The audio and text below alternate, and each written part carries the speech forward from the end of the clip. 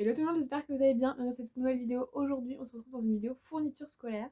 Donc, il y a quelques mois de ça maintenant, je vous avais fait cette vidéo déjà, mais je me suis rendu compte qu'il y avait des trucs que j'avais achetés qui n'étaient pas utiles et des trucs qui manquaient.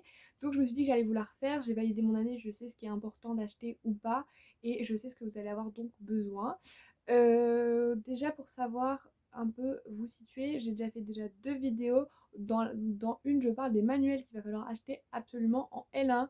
Donc, je vous invite à aller les voir. Je les mets en barre d'infos. Il y en a deux.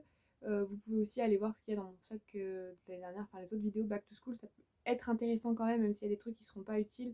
Je vous mets tout en barre d'infos en tout cas. Sinon, vous pouvez la retrouver sur ma chaîne. La playlist s'appelle Back to School. Donc voilà. Donc on va commencer tout de suite, tout en sachant que je ne vais pas du coup remontrer les manuels. Donc c'est parti. Tout d'abord, je vous invite à acheter pas mal de surligneurs, que ce soit en licence d'histoire et dans toute autre licence ou parcours scolaire, puisque vous pouvez en avoir besoin à la fac ou au collège. Les surligneurs sont pour moi indispensables, surtout dans les commentaires de texte, parce qu'il va falloir annoter plein de choses, il va falloir surligner, il va falloir vraiment, vous allez avoir besoin de tout, que ce soit, moi j'ai des pastels comme j'ai des fluos, hein. J'ai vraiment de tout. J'ai une trentaine ou une cinquantaine de surligneurs en tout, parce que franchement c'est vraiment utile pour les commentaires de texte. Je vous invite à en acheter pas mal. Je sais que ça va être forcément un investissement, mais en soi vous avez maintenant des gros lots de 26 surligneurs et c'est vachement facile à trouver. Donc n'hésitez pas, vous en avez sur Amazon, vous en avez dans un bureau Vallée, vous en avez un peu partout. Donc n'hésitez pas à acheter des surligneurs.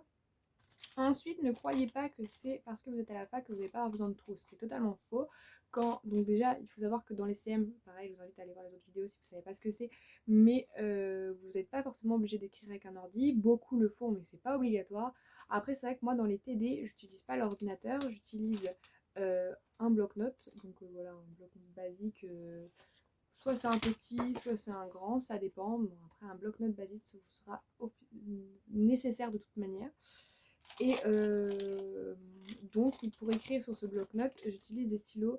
J'ai tout le temps avec moi deux stylos 4 couleurs, un basique et un avec des couleurs un peu plus fantasy. J'ai toujours avec moi un petit correcteur. Une petite règle, parce qu'on ne sait jamais, jamais, jamais, pour les contrôles continus par exemple, il faut surligner. J'ai toujours avec moi une petite clé USB, ça va avec l'ordinateur. Il faut vider votre ordinateur, il faut mettre sur des fichiers parce que si vous perdez tout, bah bonne chance pour les partiels. J'ai toujours un petit crayon à papier comme ça, un petit critérium pour annoter sur mes textes. Et pour mon option géographie, j'ai toujours des crayons de couleur au cas où qu'on ait des cartes. Voilà ce que j'ai à peu près dans ma trousse, en plus des surligneurs bien évidemment. Ensuite, comme j'écris sur un bloc-notes en TD et qu'en plus de ça, il nous donne beaucoup de polycopiés, soit il nous les envoie et ça nous les imprimer, soit c'est eux qui les impriment, j'ai plusieurs classeurs comme ça, des gros classeurs. Comme ça, je dois en avoir une dizaine pour chaque matière, vraiment bien trier chaque matière, sous-matière, etc.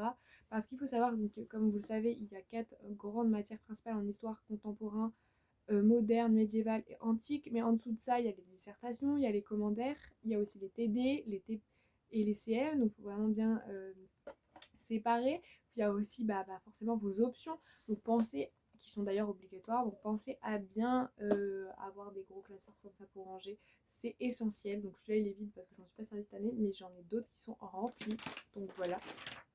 Ensuite vient le moment du fameux ordinateur. Je crois que c'est ce qu'on m'a demandé le plus. Moi, donc j'ai acheté ça cette année. Donc j'ai acheté une petite souris qui au final m'a jamais servi parce que je déteste les souris.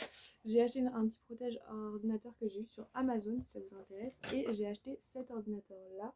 C'est un Asus. Alors j'ai plus la référence exacte, mais je vous conseille un 13-14 pouces maximum parce que sinon vous n'allez pas avoir assez de place.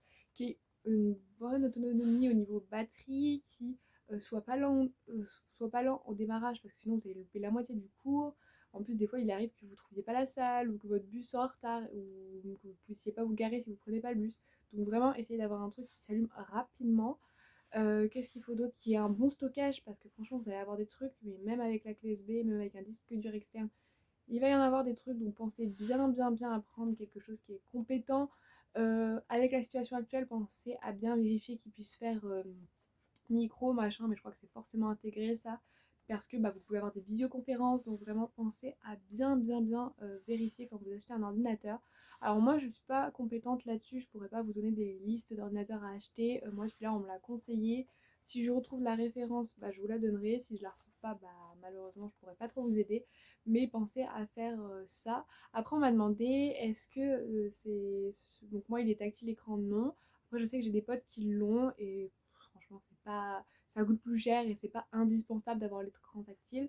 Est-ce qu'on peut venir avec une tablette et un clavier séparé? Oui, vous pouvez.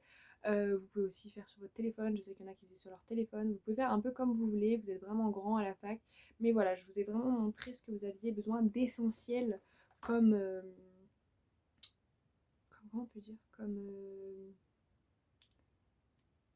comme fourniture.